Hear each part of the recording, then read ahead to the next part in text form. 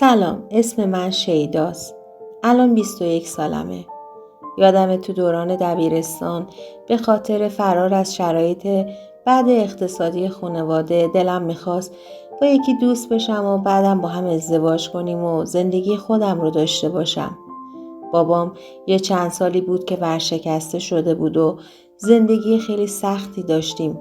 خیلی وقت بود که لباس نو نخریده بودم و حتی غذای خوبی هم نمیخوردیم. خلاصه با شوهرم دوست شدم. بعد هم با هر سختی و مخالفتی که بود با هم ازدواج کردیم. ولی خب یه آدم یلاقبایی بود. فقط همون چند ماه اول مثل آدم زندگی خوبی داشتیم. اون سر کار میرفت و رفتارش مثل مردای متأهل بود. بعدش دیگه همش دنبال رفیق و دود و دم بود. تا خود صبح با رفیقاش بود و صبح تازه میومد خونه بخوابه. بعد از مدتی هم از کار اخراج شد و بیکار بود. منم که اعتراض میکردم میگرفتم به باد کتک و فحش. دیگه مجبور شدم خودم برم سر کار. خرج اونم میدادم. یادم این 3 سال آخر زندگیمون اصلا خونه نمیومد. اصلا نمیدونستم کجا هست و با کی هست. یه روز یکی از دوستاش اومد و از طرفش خبر برام آورد که رفته خارج و منم برم دنبال زندگی خودم. فکرشم نمی کردم که خونه شوهر از خونه بابام هم شرایطش سخت‌تر باشه.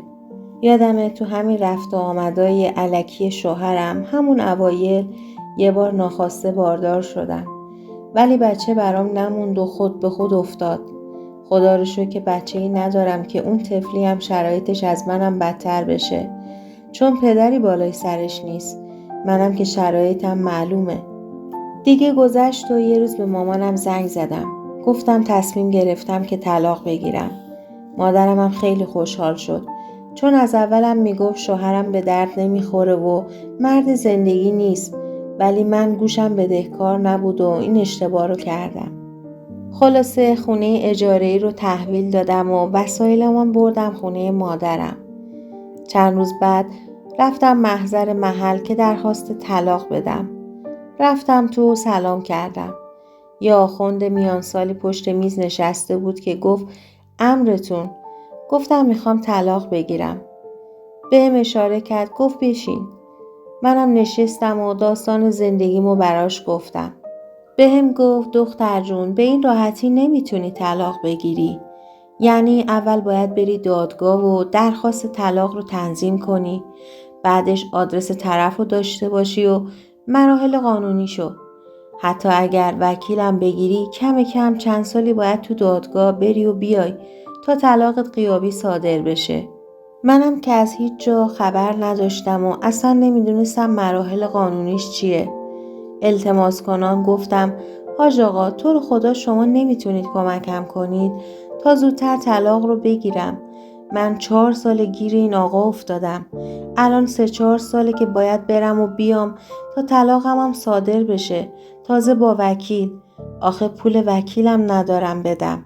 تو رو خدا شما اگر میتونید کمکم کنید. زیر چشمی یه نگاهی بهم کرد و کارتش رو از توی کشوی میزش در آورد و بهم داد و گفت 2 روز دیگه یه زنگ بهم بزن ببینم کاری از دستم برمیاد یا نه. گفتم خدا خیرتون بده. از خوشحالی داشتم بال در می آوردم. اومدم خونه. گذشت و 2 روز دیگه به دفتر خونه زنگ زدم و جواب داد. گفت فردا یه سر بیا دفتر خونه تا صحبت کنیم. فردای اون روز سر ظهر رفتم دفتر خونه. دیدم حاج آقا پشت میزش نشسته. سلام کردم و رفتم نشستم. اونم جواب سلاممو داد و بلند شد رفت در اتاق و بست و همون حینی که درو میبست شروع کرد به حرف زدن. گفت ببین دختر جون کار شما یکم مراحل اداریش طولانیه.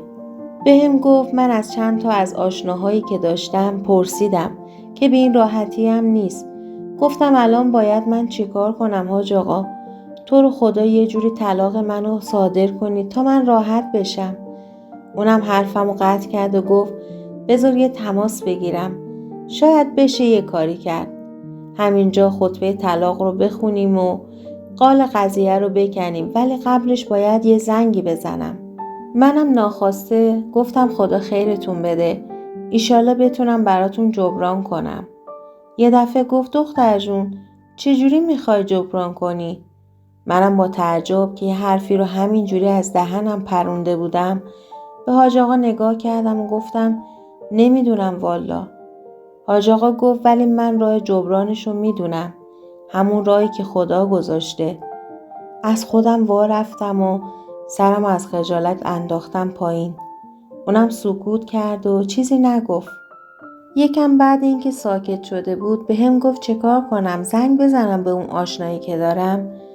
منم یکم فکر کردم و چون خیلی ناچار بودم که طلاق بگیرم یکم مکث کردم، گفتم آره بی زحمت زنگ بزنید و کار منو راه بندازید.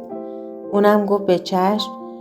بعدش هم اومد سمتم و بغلم کرد و منو بوسید. منم خیس عرق شده بودم از خجالت، ولی تو عمل انجام شده قرار گرفته بودم و به ناچار تحمل کردم. همینجور که بغلم کرد اونجاشو حس می کردم. بعدش هم از من جدا شد و به هم گفت میتونی بری. برای روز پنجشنبه بعد از ظهر حتما به هم زنگ بزن تا بگم آشنای من چی کار کرده. منم همینطور که سرم پایین بود گفتم باشه حاج آقا. از دفتر خونه زدم بیرون. تو راه انقدر با خودم کلنجار رفتم که زنگ بزنم یا نه، دیگه به دفتر خونه بیام یا نه، اصلا چرا گذاشتم منو ببوسه و بغل کنه. اینقدر فکر کردم که نمیدونم کی رسیدم خونه و مادرم جلوم ایستاده بود و میگفت شیدا با تو هم. مادرم پرسید چی شد؟ بالاخره برات کاری میتونه بکنه؟ گفتم قراره به یکی زنگ بزنه. اون وقت بهم جواب میده که میتونه طلاقمو بگیره یا نه. خلاصه 2-3 روز فکر و خیال میکردم تا روز پنجشنبه زنگ زدم به حاج آقا. اونم گفت کارت درست میشه ولی یه شرطی داره که امروز ساعت 4 بعد از ظهر بیای پیش من. گفتم برای چی؟ مگر شما تعطیل نیستین؟ گفت چند تا مراسم عقد داریم بعدش تعطیلم، ولی میخوام اول تو رو ببینم و برام جبران کنی و شنبه طلاقتو صادر میکنم و به دستت میرسونم. گفتم حاج آقا من الان شوهر دارم. گفت دختر جون طبق شرع و عرف وقتی شوهری مدتی پیش زنش نباشه شما میتونید محرم کس دیگه‌ای بشید، اونم موقت. گفت من برای یه روز شما رو محرم خودم میکنم. منم داشتم فکر میکردم که برم و بعدش دیگه طلاقم رو صادر میکنه و راحت میشم یا نرم. چند سال درگیر دادگاه باشم. تازه فکر پول جور کردن برای دادگاه هم داشت دیوونم میکرد.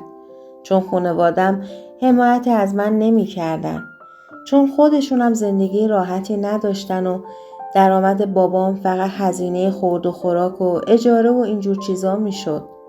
خلاصه به حاج آقا گفتم باشه میام. 4 عصر رفتم دفتر خونه. دیدم که حاج آقا تنهاست. بوی گل و گلاب و نقلی که روی زمین ریخته شده بود معلوم بود مراسم عقد داشتم و مراسم تموم شده بود. به هم گفت برو سر کوچه تا من بیام دنبالت سوارت کنم. زدم بیرون و رفتم سر کوچه دفتر خونه که یه رو بعد حاج آقا اومد با ماشین دنبالم. خلاصه رفت اطراف شهر توی یه ویلای شخصی که معلوم بود ویلای خودشه. اونجا یه کارگرم داشت که وقتی ما رفتیم بهش گفت برو. بعدش بهم گفت اگه میخوای برو دوش بگیر و به خودت برس. اینجا به جز من و تو کسی نیست. منم رفتم دوش گرفتم و کمی آرایش کردم و به خودم رسیدم. یکم توی ویلا گشتم و راستش یکم فضولی کردم ببینم چی به چیه. ویلای قشنگی بود. پیش خودم داشتم تصویرسازی میکردم. میگفتم کاشکی یه همچین جایی مال من بود و منم مثل خانمای دیگه با شوهرم و بچه‌هام میومدیم عشق و حال. تو این فکرها بودم که حاج آقا اومد توی اتاق و لباساشو در آورد. دیگه منم رفتم پیشش و اون کاری رو که میخواست رو انجام دادیم و به قول خودم براش جبران کردم.